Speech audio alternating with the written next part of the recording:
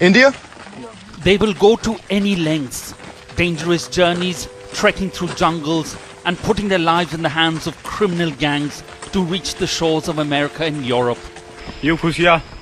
Indians are now the third largest illegal migrants in America, a number that is growing rapidly.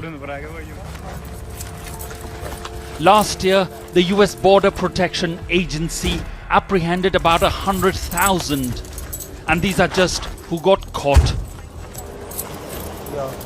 But many don't get that far. A week Subhash would want to erase from his life. He paid over 50,000 to traffickers to get him to America.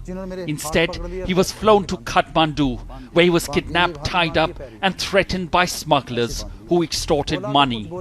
The gang used forged boarding passes, visas, and filmed with fake backgrounds to prove he had arrived at the US border. The family then paid up. On a tip-off, the Nepal police raided the building, arresting the kidnappers and rescuing Subhash and 10 others. I had lost all hope of living.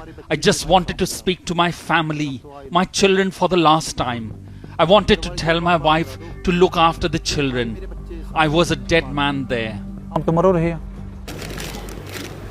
Many are not as lucky. Malki's belongings is all that is left with the family. They sold property and took loans to pay for his journey. On the borders of Guatemala, all contact was lost. A few weeks later, the family identified his body from a video posted on social media.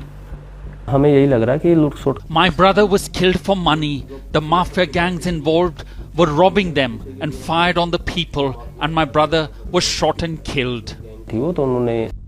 Even as India registers one of the fastest economic growths and is the 5th largest economy in the world, there is a massive imbalance. In the last few years, the proliferation of traffickers has increased manyfold, preying on the vulnerable and poor.